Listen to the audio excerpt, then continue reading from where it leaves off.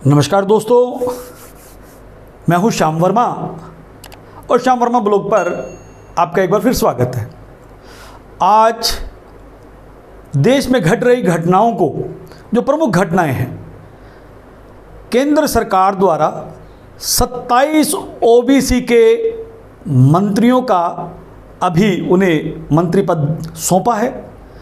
मंत्री पद सौंपते ही दूसरी ओर ओबीसी वर्ग के नीट के विद्यार्थियों के भविष्य को धूल धूसरित कर दिया गया। अब ये पिछले एक पखवाड़े भर से नीट के विषय को लेकर के बातें चल रही हैं, परंतु ओबीसी वर्ग को अभी ये मालूम ही नहीं कि एक्चुअल में ये नीट का मसला क्या है, क्योंकि ओबीसी कांवड़ उठाने की तैयारी में जुटा है। भारतीय जनता पार्टी के कार्यकर्ता और राम मंदिर के निर्माण की खबरों से अपने आप को जोड़ करके आनंद विभोर हो रहा है।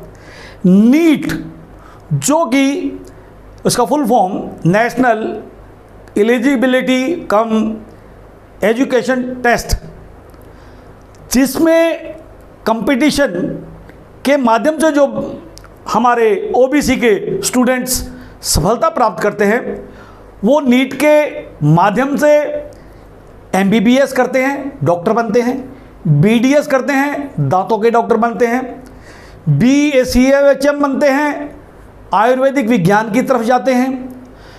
तो 27 एक तरफ तो 27 ओबीसी मंत्री बना करके ओबीसी जो देश का सबसे बड़ा वर्ग है और भाजपा का वोट बैंक है, उसको भरमाने के लिए 27 मंत्री बनाए गए ओबीसी वर्ग से, और दूसरी तरफ ओबीसी वर्ग के बच्चों का भविष्य खत्म। अब ओबीसी वर्ग को तो इस नीट के बारे में पता ही नहीं कि एक्चुअल में भारतीय जनता पार्टी ने उनके साथ किस प्रकार से धोखाधड़ी करके उनके बच्चों के भविष्य को धूल धूसरित किया है। साथियों, नीट के तहत विभिन्न राज्य, भारत के विभिन्न राज्यों में जो डॉक्टर बनने की जो विश्वविद्यालय हैं, जो कॉलेज हैं, जहां से बच्चे पढ़ करके डॉक्टर बनते हैं, उनमें 1984 के बाद केंद्र ने 50% सीटें वो राज्य सरकारों से ली। सपोज कीजिए कि जैसे यूपी का अपना एक मुद्दा लेते हैं कि वहाँ 7,000 सीटें डॉक्टर बनने के लिए कॉलेजों में है, तो 3,500 उसमें राज्य सरकार अपनी बच्चों को भरेगा नीट के माध्यम से जो सफल होके आएंगे, और 50% वहाँ केंद्र। अब केंद्र जो है वो नीट के माध्यम से इन राज्यों को वापस वो बच्चे भेजते हैं। बात को समझिएगा कि जो 50% राज्य सरकारों ने केंद्र को जो सीटें दी, केंद्र उनमें नीट के तहत कंपटीशन के माध्यम से जो बच्चे सक्सेस होते हैं उनको दोबारा वापस राज्य सरकारों को भेजते हैं।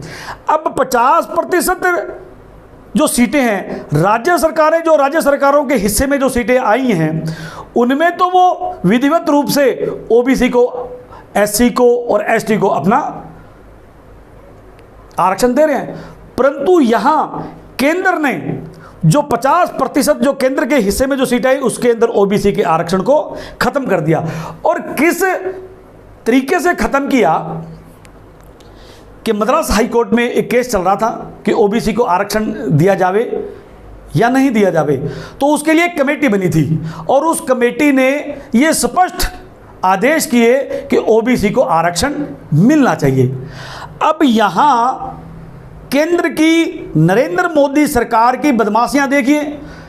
एक सलोनी कुमारी केस चल रहा है मद्रास पे, और तमिलनाडु की वो बच्ची है जो ओबीसी वर्ग के है, और वो भी आरक्षण को लेकर के, और उसका केस चल रहा है सुप्रीम कोर्ट में। तो यहां बदमाशी क्या की है मोदी की, केंद्र की मोदी सरकार ने, कि उन्होंने उस कमेटी का जो ओबीसी को आरक्षण देने की अभी शंसा कर रही है, अनुशंसा कर रही है। इन्होंने सुप्रीम कोर्ट में उस सलोनी के केस के साथ सुप्रीम कोर्ट में यह दाखिल कर दिया कि भाई आपने सलोनी का जो केस जो पिछले 6 साल से आपके यहाँ चल रहा है, उसके साथ इस केस को नत्थी करके हमें आदेशित करें कि आरक्षण दिया जाए या नहीं दिया जाए। अब ये है वो बात जहां केंद्र सरकार ने बदमाशी की है। आप देखिए कि जब आर्थिक आधार पर गैर संवैधानिक तरीके से 48 घंटों में केंद्र की मोदी सरकार द्वारा आरक्षण दे दिया जाता है और दूसरी ओर ओबीसी के बच्चों के भविष्य को धूल धूसरित करने के लिए मद्रास में जो कमेटी बनी थी, उस कमेटी के आदेशों को दरकिनार करते हुए सुप्रीम कोर्ट में इस सलोनी के साथ उन्होंने नत्थी करके आपके बच्चों के भविष्य के साथ खिलवाड़ किया। खैर, ये तो था कि नीट के माध्यम से उन बच्चों के भविष्य के साथ खिलवाड़ करना जो डॉक्टर बनेंगे। ओबीसी के तो पूरे के पूरे 52% वर्ग के साथ ही भारतीय जनता पार्टी उनके भविष्य के साथ खिलवाड़ करती आ रही है। मैं इसमें आपको ये बात समझाने के लिए पहले आप एक वीडियो देखिए। इस वीडियो के माध्यम से मैं आपको कुछ बात बताना चाह रहा हूँ। ये वीडियो देखिए। अब ये जो वीडियो है जिसमें आपने देखा कि धोती बदलते हुए 2 लोगों को, वीडियो में हास्य का रस जरूर है, परंतु इसमें एक संदेश है। इसमें एक संदेश है। संदेश क्या है कि भारतीय जनता पार्टी इन शूद्र वर्णीय जातियों को ठगने के लिए, इनको दिग्भ्रमित करने के लिए अपने रूप का परिवर्तन करती हैं, जैसे इन 2 लोगों ने आपस में धोती को अदला बदली की है। डॉक्टर भीमराव अंबेडकर ने सही कहा था कि ये जो मनुवादी पोषित शासक हैं, ये बहुत चतुर चालाक हैं। ये प्याज के छिलके की तरह हैं। इनके षड्यंत्र के नीचे षड्यंत्र, षड्यंत्र के नीचे षड्यंत्र और षड्यंत्र के नीचे षड्यंत्र, अंततः षड्यंत्र तक ही इनका मानसिकता जाती है। साथियों, अभी इस बात को मैं क्लियर करता हूं कि धोती का बदलना कैसे। साथियों, सन 2001 6 सितंबर 2001 तत्कालीन प्रधानमंत्री अटल बिहारी वाजपेयी ने, मैं धोती बदलने की इस कवायद को और लेके जा रहा हूं आपको। अभी धोती कैसे बदलते हैं, भारतीय जनता पार्टी और राष्ट्रीय स्वयं सेवक संघ के लोग अपना रूप कैसे परिवर्तन करते हैं पिछड़ा वर्ग को ठगने के लिए, मैं इस ओर आपको लेके जाता हूं। 6 सितंबर 2001 में केंद्र ने मोदी को नकली ओबीसी बना करके ओबीसी का शुभचिंतक बनाने की बात का षड्यंत्र इन्होंने किया। 6 सितंबर 2001 को मोदी की जाति जो मोड़ घाची है, अब ये मोड़ घाची क्या है? मोड़ घाची गुजरात में संपन्न, अमीर और धनाढ़ वर्ग से संबंध रखने वाली बनिया जो बणिक जाति है, जो वेश्य की जाति है, उसकी एक उपजाति है। महात्मा गांधी भी इस मोड़ घाची जाति के ही उपजाति, वेश्य की उपजाति में आते हैं, बनियों की उपजाति में आते हैं। इनका काम, मोड़ घाची जाति के लोग ज़्यादातर गांव में रहते हैं और देसी घी भेजने का कार्य करते हैं। तो देसी घी, आप देखिए, देसी घी संपन्नता की निशानी है। तो संपन्नता के काम हिंदुस्तान में कौन कर रहा है, आपको मालूम है, कहने की आवश्यकता नहीं है। तो 6 सितंबर 2001 को एक में मोदी जी की मोड़ घाची जाति को तत्कालीन प्रधानमंत्री अटल बिहारी वाजपेयी ने केंद्र की पिछड़ा वर्ग की सूची में शामिल किया। कब किया? 6 सितंबर 2001। और 7 सितंबर, अब देखिए एक दिन बाद ही 7 सितंबर 2001 में नरेंद्र मोदी को मुख्यमंत्री बना करके गुजरात भेजा जाता है। अब सवाल एक यहां एक और उठता है कि फिर नरेंद्र मोदी को ही ओबीसी का मुख बना करके, मुखौटा बना करके मुख्यमंत्री के तौर पर 7 सितंबर 2001 में गुजरात क्यों भेजा? मोदी ही क्यों इसके लिए योग्य, उनको, उनकी नज़रों में योग्य था? तो फिर आपको और पीछे चलना होगा। 1990 में वीपी सिंह ने मंडल कमीशन लागू किया, और मंडल कमीशन लागू किया तो उस दिन मोदी ने लाल कृष्ण आडवाणी की रथ यात्रा का प्रायोजक बनकर के ये कसम ली कि मैं एक न एक दिन इस आरक्षण को खत्म करके लूंगा। तो मोदी का लिया हुआ वो संकल्प अटल बिहारी वाजपेयी ने इस प्रकार काम में लिया और उसे मुख्यमंत्री ओबीसी जाति का बना करके गुजरात भेजा।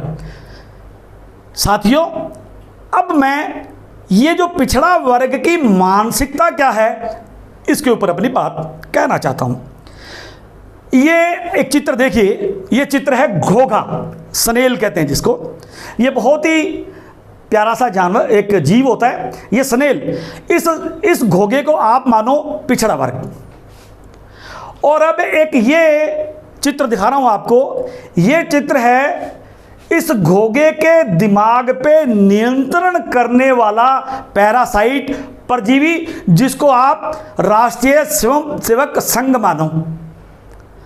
और अब ये तीसरा चित्र जो है, ये तीसरा चित्र उस चिड़िया का है जो इस घोघे को खाती है, और ये चिड़िया आप भारतीय जनता पार्टी के रूप में मानो।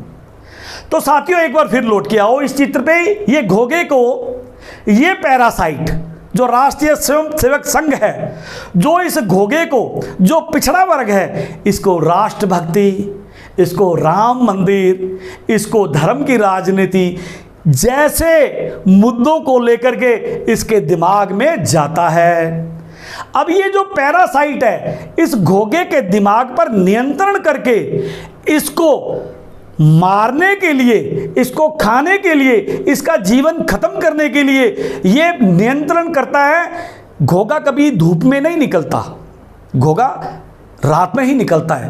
तो घोघे के दिमाग पे नियंत्रण करके उसे धूप में लेके आती है, सरेआम पत्ते के ऊपर चढ़ाती है और आमंत्रित करती है उस भारतीय जनता पार्टी नाम की उस चिड़िया को, वो आकर के इस घोघे को खाती है। तो ये घोघे जैसा एक चक्र पिछड़ा वर्ग का है, जो राष्ट्रीय स्वयं संघ जैसे परजीवी के शिकंजे में कसता है और अंततः भारतीय जनता पार्टी जैसे इस रूपी इस पक्षी के भोजन का ग्रास बनती है। साथियों, मैं इस वीडियो के माध्यम से आप लोगों को यह बताना चाहता हूं कि ये जो भारत का जो लोकतंत्र है, इसमें जो जातियां अपने हक और अधिकारों के लिए सजग नहीं होगी, जागरूक नहीं होगी, अंततः वो अपने बच्चों के भविष्य को चौपट करेंगे। साथियों, मेरे वीडियो को ज़्यादा से ज़्यादा शेयर करना ताकि मूल पिछड़ा वर्ग में इस वीडियो के माध्यम से कुछ जागरूकता आ सके। धन्यवाद।